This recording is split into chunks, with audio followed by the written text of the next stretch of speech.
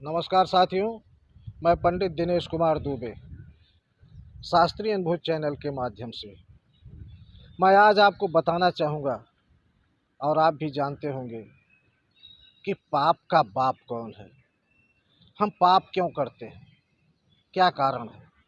यही प्रश्न यही प्रश्न अर्जुन ने भगवान श्री कृष्ण से कुरुक्षेत्र में किया था कि हे प्रभु, आप ये बताइए कि मनुष्य किस पाप के कारण बुरे काम को न चाहते हुए भी जबरदस्ती अनायास करना पड़ता है उसको। वह चाहता है कि मैं गलत काम न करूं, फिर भी उस काम में वह प्रविष्ट हो जाता है। भगवान श्री कृष्ण ने कहा कि अर्जुन, नरक के 3 द्वार हैं और काम, क्रोध, लोभ और इन्हीं 3 द्वारों के कारण मनुष्य जो है बुरे काम में प्रविष्ट होता है। आज मैं आपको इसी से संबंधित, इसी बुरे काम से संबंधित मैं आपको एक कहानी सुनाऊंगा। बड़ी ही रोचक और बड़ी ही मार्मिक कहानी है। आप लोग ज़रा ध्यान से सुनिए। एक पंडित जी थे। पंडित जी काशी से वेदों की पढ़ाई करके, वेदों में पारंगत होके, शास्त्रों का अध्ययन करके और अपने घर लौट कर आए थे। साथियों, घर आने के बाद उन्होंने सांसारिक रीति रिवाज से विवाह किया। उन्हें एक सुंदर पत्नी के रूप में एक लक्ष्मी मिली और उनकी गृहस्थी चलने लगी। पत्नी ने सोचा कि हमारे पति बहुत बड़े विद्वान पंडित हैं। एक दिन उसके मुंह से निकल गया अनायास और उसने पूछ लिया कि हे पतिदेव, आप तो चारों वेदों, 6 शास्त्र, सब ग्रंथों के आप ज्ञाता है। आज मैं आपसे एक चीज़ जानना चाहती हूँ। पतिदेव ने कहा, पूछिए, आप क्या जानना चाहती हैं।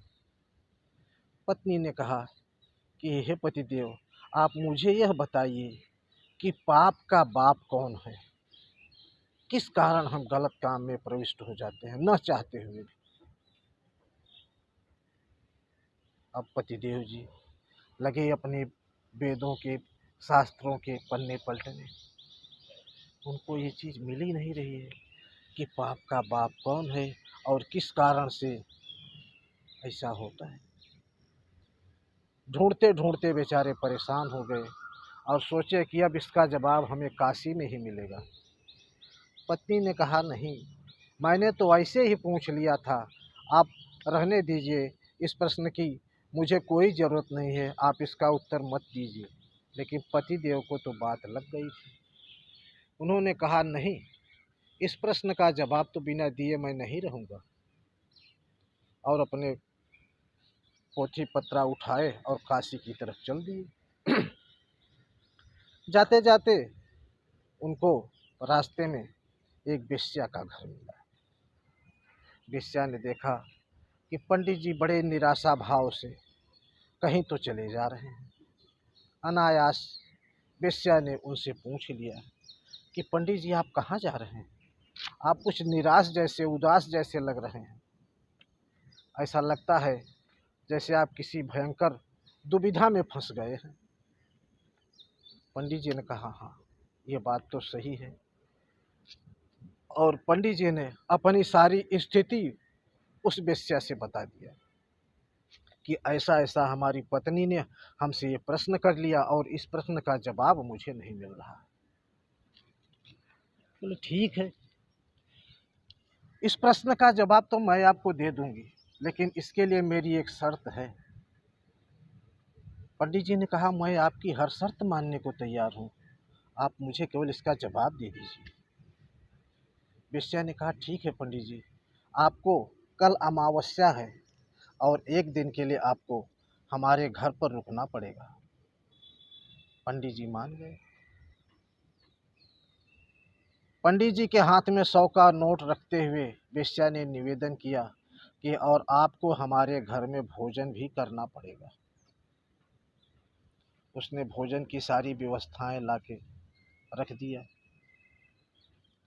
पंडित जी मान गए, बोले प्रश्न का प्रश्न मिल जाएगा, 100 रुपया भी मिल रहा है, किसका बुरा है, चलो खा लेते हैं, भोजन तो करना ही है। भोजन जब बनाने बैठे तो फिर वेश्या ने कहा, और पंडित जी के हाथ में 100 रुपये का नोट रखा और कहा, हे पंडित जी, देखिए आप पक्की तो सबके यहाँ खाते हैं, आप कच्ची नहीं खाते हैं, तो मैं पक्की बना दूंगी, आप मेरे हाथ का भोजन कर लीजिए। पंडित जी ने सोचा बात भी सही है, पक्की अगर बना के दे रही है तो मुझे खाने में क्या दिक्कत है। पंडित जी मान गए। वेश्या ने उनके लिए बढ़िया बढ़िया सुंदर पकवान बना दिए। उसके बाद पंडित जी जब खाने के लिए बैठे तब वेश्या ने कहा कि पंडित जी, आखिर भोजन तो मैंने ही बनाया है, हाँ, आप ये 100 रुपये का नोट लीजिए और केवल 1 ग्रास आप मेरे हाथ से खा लीजिए, बस। वेश्या ने ग्रास उठाया, पंडित जी की ओर बढ़ाया और पंडित जी मुंह खोल दिए।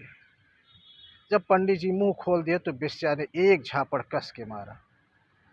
बोला, पंडित जी तुम तो बड़े धूर्त हो, हाँ?